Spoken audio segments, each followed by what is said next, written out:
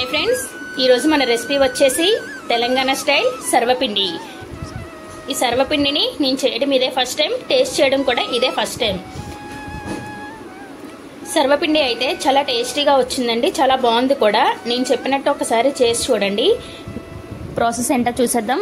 Rice flour తీసుకోవాలండి. అదే rice flour అంటే బియ్యం పిండి. ఇప్పుడు ముందుగా నానబెట్టుకున్న పచ్చి శనగపప్పు వేసుకోవాలి. అలాగే పల్లీలు కూడా వేసుకోవాలి. పల్లీల్ని ఫ్రై చేసుకుని వేసుకోవాలి. పచ్చి వేసుకున్నట్లయితే మనకి సర్వపిండి చాలా పచ్చి పచ్చిగా ఉంటుంది, తినలేమండి.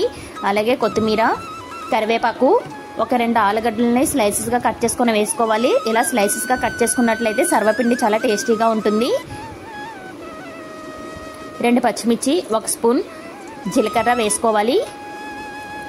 సాల్ట్, కారం, మనం ఆల్రెడీ పచ్చిమిర్చి వేసుకున్నాం కాబట్టి కారం సరిపోయినంత వేసుకోవాలి. మరి ఎక్కువగా వేసుకున్నట్లయితే పిల్లలు తినలేరండి, కారంగా ఉంటుంది.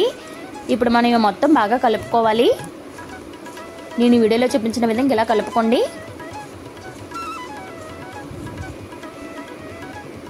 ఇప్పుడు కొంచెం కొంచెం వాటర్ వేసుకుంటూ చపాతీ ముద్దలాగా కలుపుకోవాలి. మరి గట్టిగా కలుపుకోకూడదు, సాఫ్ట్గా కలుపుకోవాలి.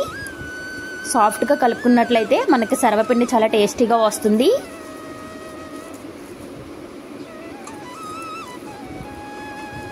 నేను ఈ వీడియోలో చూపించిన విధంగా కలుపుకోవాలి.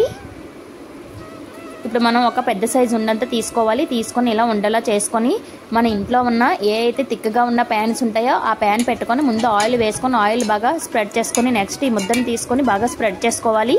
స్ప్రెడ్ చేసుకొని హోల్స్లో పెట్టుకోవాలి. హోల్స్లో పెట్టుకొని దీని మధ్యలో ఆయిల్ వేసుకోవాలి. ఆయిల్ వేసుకున్నట్లయితే మనకి సర్వపిండి బాగా ఫ్రై అవుతుంది. ఇప్పుడు మనం ఈ సర్వపిండిని గ్యాస్ని సిమ్లో పెట్టి కానీ మీడియం ఫ్లేమ్లో పెట్టి ఫ్రై చేయాలి. మీడియం ఫ్లేమ్లో పెట్టి ఫ్రై చేసినట్లయితే సర్వపిండి బాగా ఫ్రై అవుతుంది. హైలో పెట్టి ఫ్రై చేసినట్లయితే పైన కలర్ వచ్చేస్తుంది కానీ లోపలైతే ఉడకదు, అది గుర్తుపెట్టుకోండి.